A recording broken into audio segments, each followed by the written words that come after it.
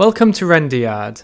Today's guest is Zoran Dragelj, the director of Friends Like These. Welcome to Renderyard Interviews. Today we have the director Zoran Dragelj. He's going to be talking about his film Friends Like These. And it's great to have you, Zoran. How are you? Thank you. I'm well. I'm talking to you from unceded and ancestral lands of three nations in what's known as Vancouver, Canada. Okay. And yeah, I'm doing well. Thank you. Under these circumstances and times that we're living in.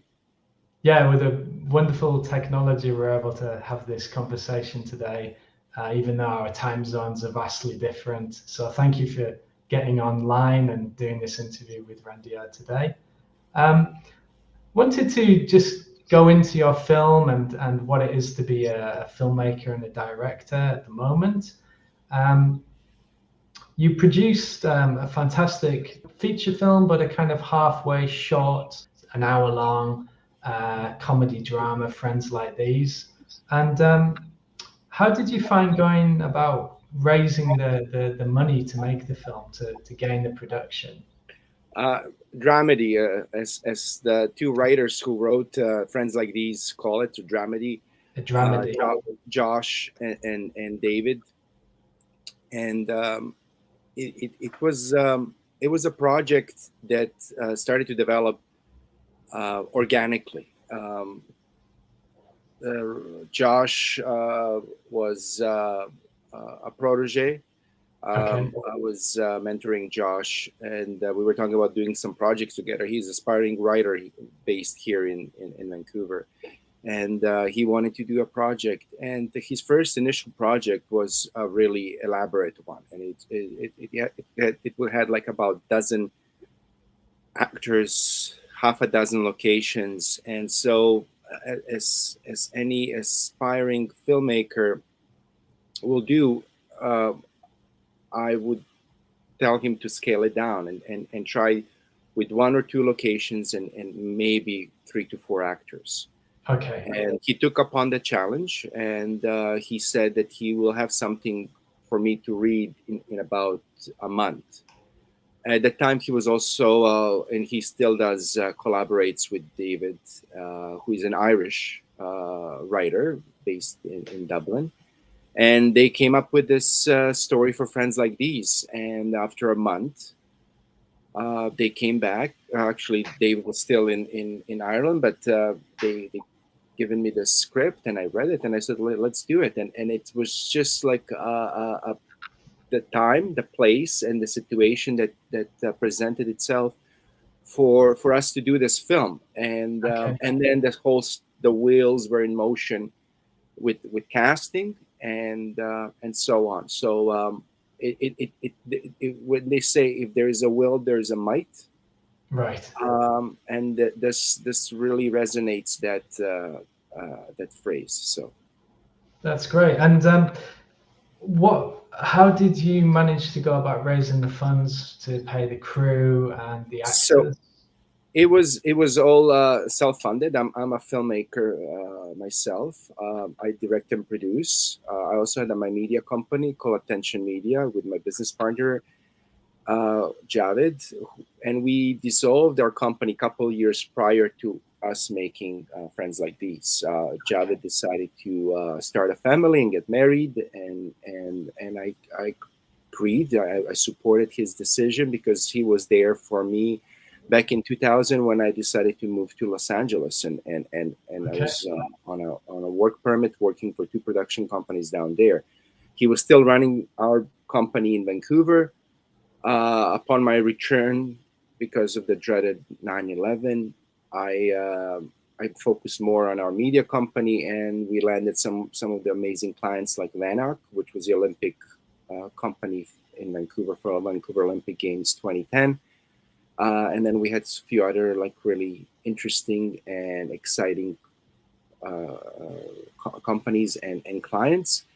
So I had some of my savings,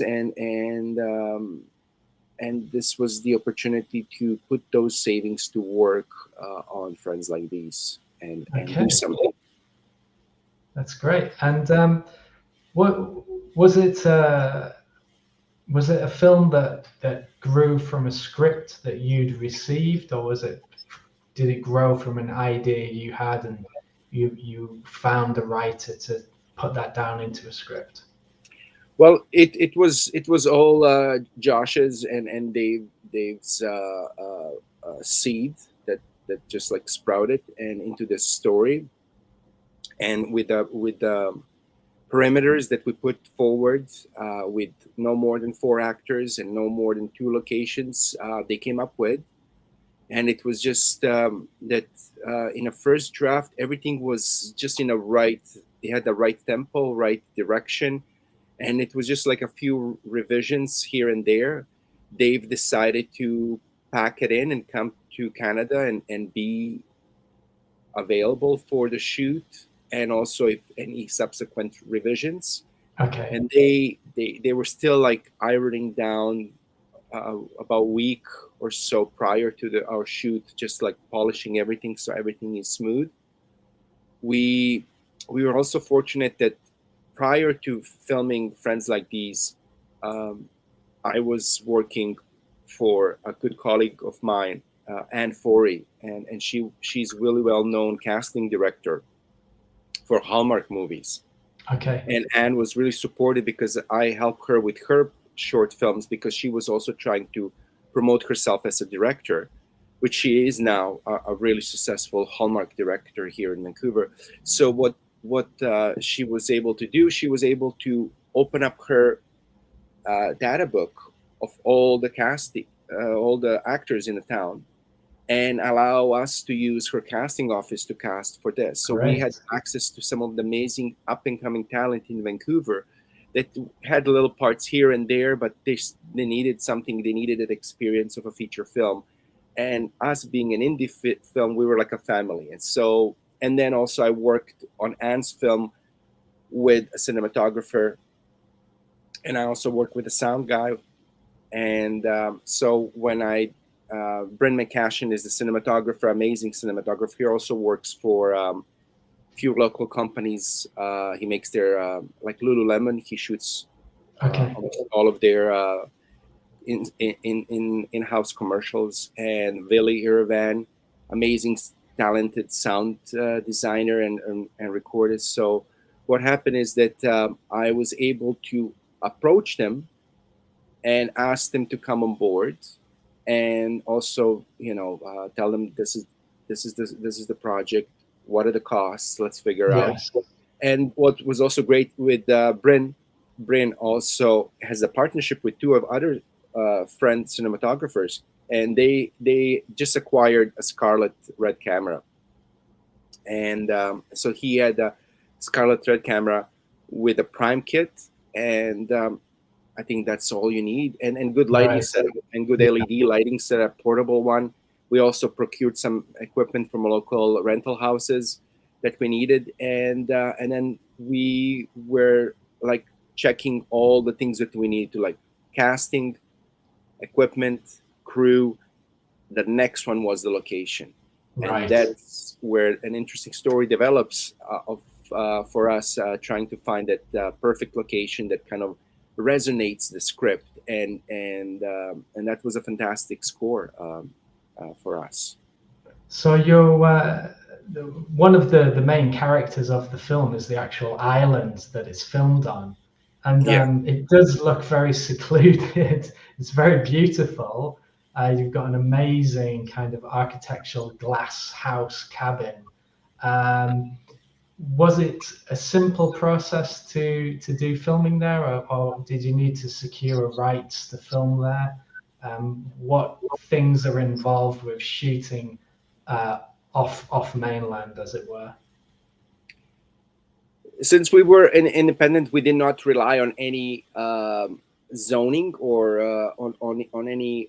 When I say zoning, it's if you film industry, Vancouver is known as Hollywood North, and a lot of Right. Hollywood pilots are the first episodes for any show shoot in Vancouver because of the tax credits, and then Mhm. they fall under the zoning thing that they, in order to get more tax dollars, they have to shoot really far away from the city core. So Okay. if you shoot about 50 to 100 kilometers outside of the Vancouver zone, you're getting more tax credits. We did not rely on the tax credits, so we were able to shoot anywhere. But we Okay. wanted to shoot, like you said, somewhere secluded, somewhere like unique.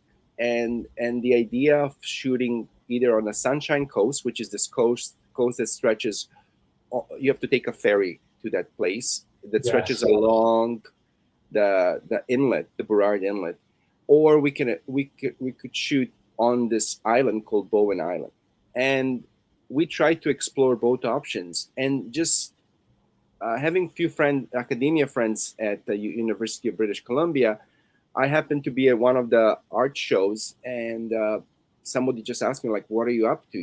What kind of exciting thing are you working on?" And I mentioned that I'm working on this project, and I'm looking for an interesting place.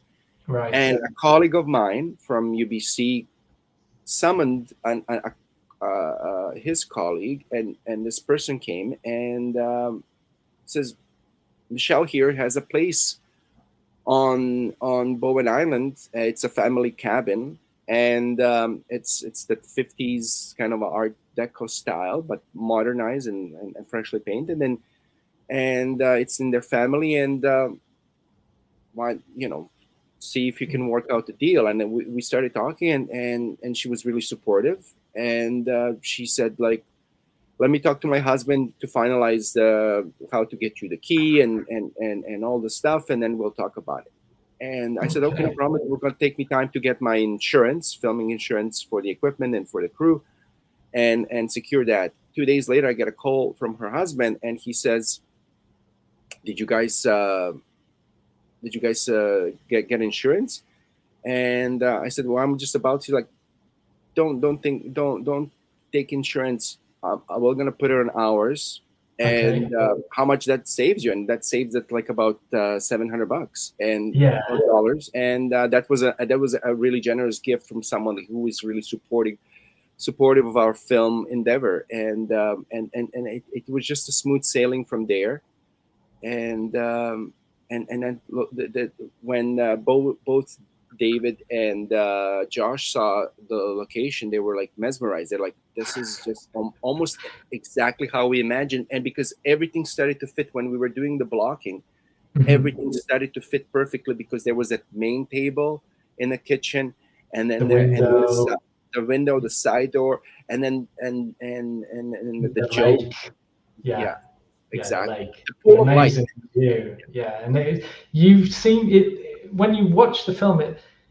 Obviously you've used cold lights, LED lighting, but it looks like on a very minimal basis. It looks more like you've relied on what natural light is coming through the windows because there's such big vistas.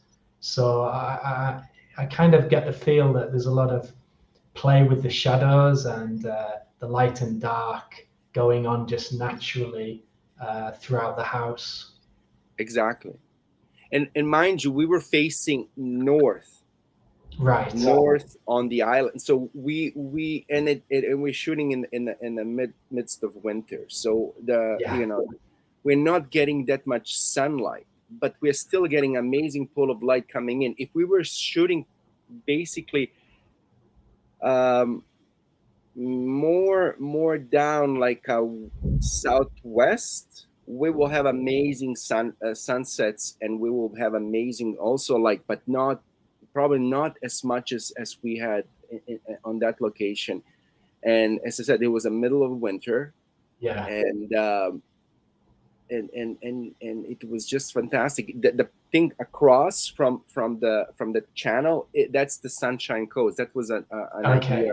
of our secondary location if this was not working well. But we got there. We stayed for about 7 days, and it was just like bonding. It was like a family affair. That the crew and cast, we have ample amount of places to sleep.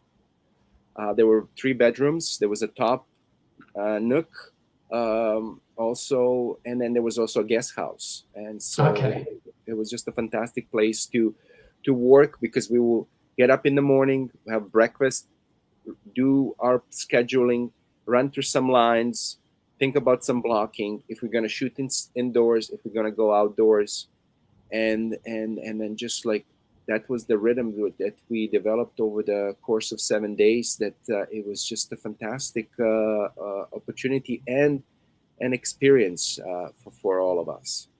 Yeah, I mean it's an incredibly tight film. The pacing, it just flows from the start to the end, and the actors are incredibly natural with some of the lines that they have to deliver. They're just really very kind of charismatically laid back when they when these sentences are coming out of their mouths. Were there any were there any kind of situations where it was just too much for them to be doing it with a straight face? Were there situations of, okay, we've got to do a retake? How was the kind of shoot on a day-to-day basis? Did you have to do many stops, or did everyone just sail through the script? First day,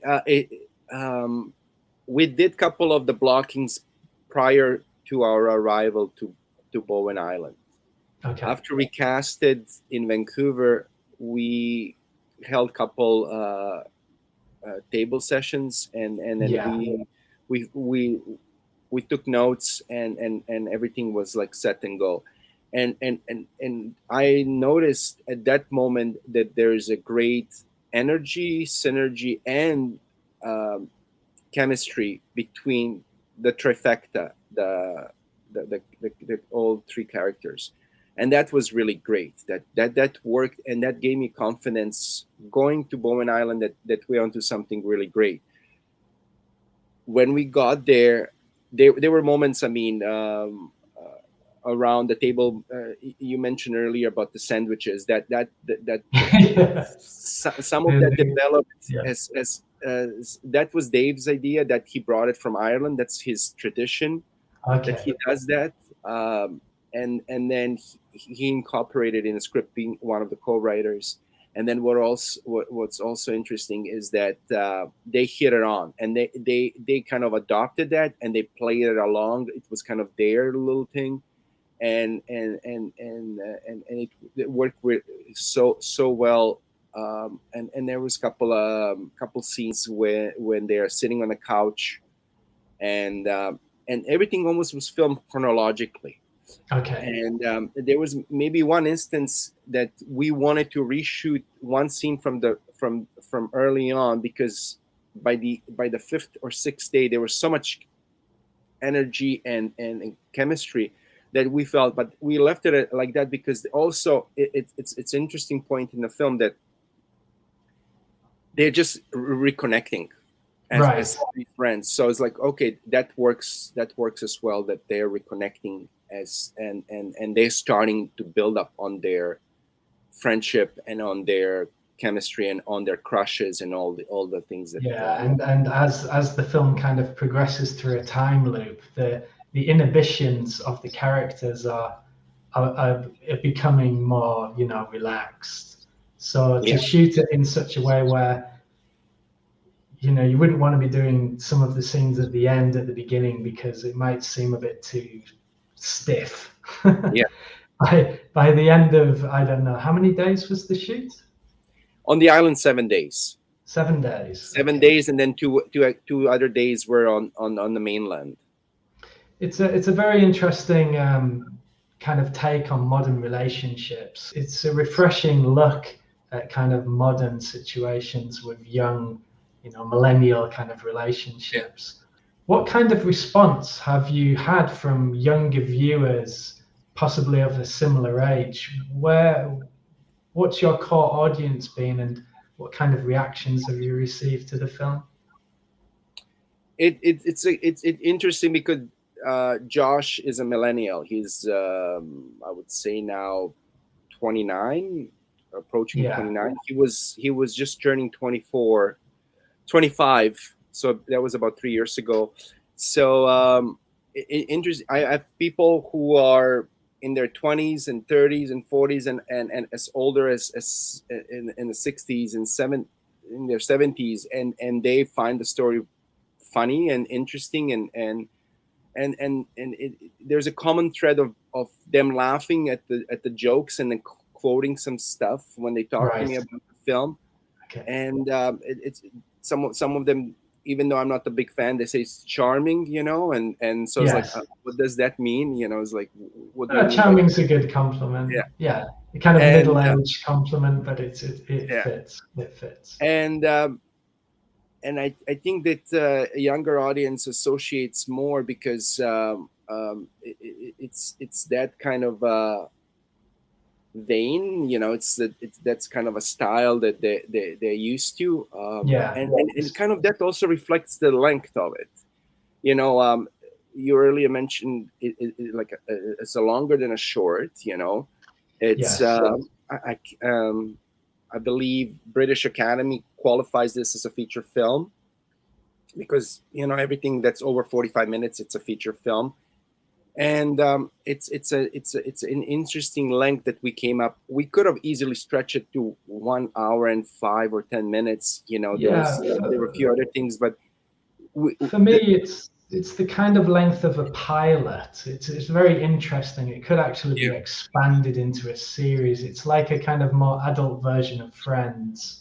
I don't know if that's a compliment to you or not, but that's how I responded when I first saw it. I was like, oh, this is really interesting. And the length was interesting because I was expecting it to be the same length as a movie. Yeah. Like 80 minutes or something like that. But it fits perfectly because beyond the hour, you're really just looking for other things to pad the film out with. It gets to the point and then it stops. Exactly. And we didn't want to repeat ourselves with the gimmicks and all the other stuff. Sorry. I had a really good conversation with our editor, Fred Torsten, award-winning editor, and I said that proudly because he is a genius of sort. Because he originally wanted to read the script, and he read the script, and he says, before I commit, I'd like to read the script, make some notes, talk to you about it, tell you the direction I want to go with this editing, and then if you agree and if I agree, we'll work together. And and I said to him, by all means, here's the script. I gave him the printed version, the hard copy. He read it, and he called me like 2 days after, and he says, this is how I see it. Even though the original script was, I believe, 78 pages. Okay. So I was like, yeah. And if you take that one page a minute, that will be like an hour and 18 minutes. And he says, I like to do this and this. And he slightly compressed few scenes instead of they go on and on and on. Right. He made the cuts here, there. And I hand him the hard drives, and then he started to edit, and I think it took him 2 weeks that he had a rough cut, like assembly, and then because he was cutting it after his work, so he was, like he said, he could have easily get it done earlier, but he was working during the day and then editing in the evenings. And I looked it up, and I was like, oh. And then we started to figure, we were talking about the opening, how that's gonna be done, and then how we're gonna close it, and then stylistically, like titles, fonts, and all the other stuff. Yes. I was happy with that first initial edit, and then from then on, it was just like a smoothing and making it. That's really good. The film has a brilliant soundtrack. Yes. It feels like a lot of the musicians, although Canada's obviously a huge country, it feels like a lot of local musicians. In my mind, that's how I hear it. Where did you find the musicians, and what was how did you involve them within the movie? Yes, you're right. They are all local based Vancouver-based musician. The scene here is it's amazing. Vancouver Okay. is not. I'm a critic here. Vancouver is not the best place for venues. We have the least amount of venues anywhere in North America. For music. But for the music, it's not appreciated that well. But Okay. the scene as recording artists are some amazing in the country. I mean, Montreal and Quebec have another great scene. So the idea was talking to Josh early on was as he was finishing the script, he started to do a list of music that we wanted to listen and prepare ourselves, kind of put our minds, set our Yeah. minds, and have that resonate. And few bands are also friends of Josh's, and it was coming down to Jenny Benai, Okay. Dave, and also I it was a local music awards in Vancouver, and I got introduced to Little Coyote, and she had an amazing album coming out, and there was one song in particular that fitted so well in the scene when they in a bathroom, Right. and it was, and then also it was basically uh, talking to them and asking them, and Harlequin Gold, not to forget the Harlequin Gold, because they're just superbly talented and an amazing local group that's doing so Okay. well. But they were all on they were all ready to do the tours in 2020. Little Coyote was invited to South by Southwest to promote her album and her work. Harlequin Gold was on a tour United States. They just started.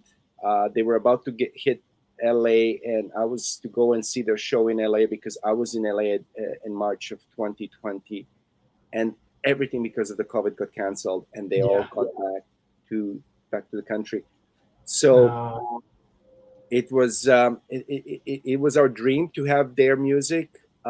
Jenny Banai's piece just fit us so well, both on for the trailer and throughout the film. It's the song made for the film, or film is made for the song, and it was talking to them and telling them what our vision is and what our intentions are, and and they were so great, generous, cooperative, and then just they wanted to help out, and brilliant.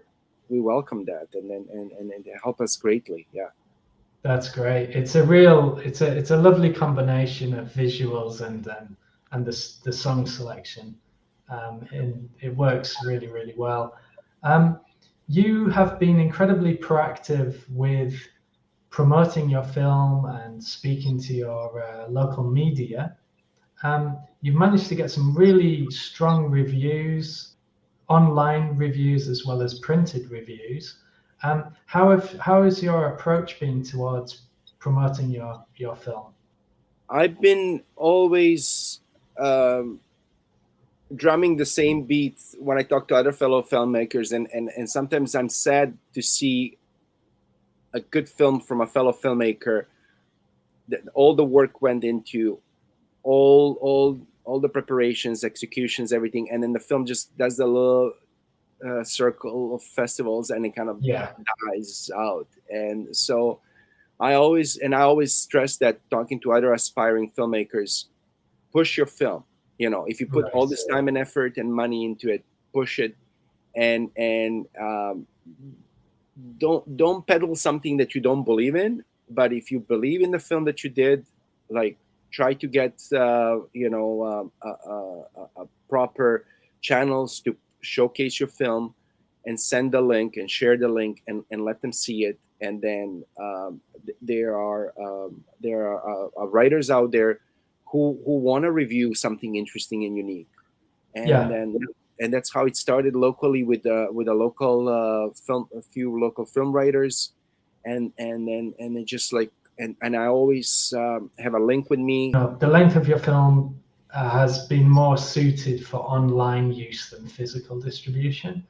And I think also the length of the film has also made it stand out because it's been, it got really quickly, it got picked up by Tubi. It's on Amazon. We're experimenting with it on YouTube at the moment. It seems to flow between short film platforms as well as feature film platforms, and that's been Yeah, really helpful with just getting the film on as many platforms as possible, because it isn't just tied down to being a feature film. just before we go any further, I just want to through this opportunity give a shout out and great thanks to two extremely important writers who wrote about the film. Beverly Kahn in LA, who, I mean, I'm gonna one day I'm gonna frame her email back because she's amazing writer, and when she watched Friends Like These, she wrote me an amazing email. And also Tim Malloy, and from Movie Maker magazine, because they really helped. They really helped, and it was for a small film like Friends Like These to get that shot out. Yeah. And now Film Threat, Film Thread, Thread yeah, recently. Yeah. recently also wrote about it. It means a lot, and that reflects also. And I had also colleagues who were never on Amazon Prime, and they subscribed and they're watching stuff on it, and it was Great. just me convincing them to go and see Friends Like These on Amazon Prime and Tubi, and those are great opportunities and I'm being humble here to say thank you for an independent filmmaker such as myself, and get that exposure and also their honest feedback for the films. The film has a very unique poster, and it almost looks like it's hand painted. I'm not sure if it's been done on a computer or if it is hand drawn. Can you tell us a bit about the art behind the film? Yes, the artwork behind the film, it's interesting. It's hand done. It's hand painted. It's done by a local artist, Kat Thorson, who is actually a sister of the editor of the film. Okay. And Kat does these amazing drawings with crayons and pastels. And going back to our initial talks with Josh, there were a few posters that really inspired us. Josh is also was influenced by my sister's sister, and few other filmmakers, and they most of the time have hand drawn posters. And so we were like, we had a really good coverage. We had a photographer also on set, and we had like some of the great stills and everything. But it was different to have a hand drawn poster. And so I approached Kat, and I gave her all the references, and she came up with two versions, and then we narrowed down on this one. And then I had a colleague of mine, Adam Rashid, and Adam took all the text, and then he basically, after I took still photos of the poster, he digitized it, and then he started laying the text over, so it fitted that format that the motion picture. It does. It's very unique, and it has a kind of I wouldn't say 70s, but kind of early 80s sort of, just it has that vibe that again fits the feel of the movie, the kind of comedy structure of the film, the and also the indie aesthetic. Yes. So it works alongside the film content really well. Have you got something new in line for this year, or are you working towards the next project? Well, the thing called COVID put a little stop to that. I was I was developing a couple things, and I'm still are. I optioned an interesting book from award-winning Cree writer, um, and, um, and I'm working with my friend Trude on the developing this story into and we'll figure out if it's going to be a feature film or an episodic show. And then in the meantime, I'm working on a couple of the documentaries. There's a documentary that I filmed in Costa Rica about self-taught artist called Beto. Okay. And I went down to Costa Rica to meet this fellow. He's a true eccentric. He self-taught himself how to paint, draw, and sculpt. He lives in a house that he built for his family with 3 generations of his family under one roof. And he sculpts these horses. So if you happen to travel anywhere in Latino America or in South America, and you were on any of the carousels, like on the horses, it may be one of his creations. Is there a place where viewers of this interview can find you, either socially via Twitter, Facebook, or your own website? I'm only on Facebook, and I'm also on Instagram. My name is Attention Van. If you can put it in a little I'll put it in the description. Yeah, that would be great. They can find me. They can follow. I post on Instagram daily. Interesting. I curate a different photo a day, and something that's happening in my life or something I like to share. Recently, I've been sharing about Peter Bogdanovich and his influence on me, and I was fortunate to meet him and have time to talk to him a bit, and also I was honored to do. I'm a part of the award show in Los Angeles called International Press Academy and the Satellite Awards, and in 2011 we awarded him an a tour award, and he needed to present his a demo, like a little intro video, and I edited, and I got some of the amazing feedback from him that he really liked it and enjoyed it. That really kind of captured him in that video. So, and for all the viewers of this interview who are still curious and haven't seen Friends Like These and would like to take a look, do watch it on YouTube. The link will be put up, or on Tubi TV, and yeah, check us out there. And you can see Friends Like These on YouTube in the Renderyard channel, and we'll have a description. We'll have a link in the description below, and also it's available on Tubi internationally. And again, we'll place the link in the description. Zoran, it's been really great speaking with you. Thank you for coming on and just telling us about yourself and your film and your experiences and what you're currently doing and what you hope to achieve in the future. Thank you. If you enjoyed this interview, please like and subscribe.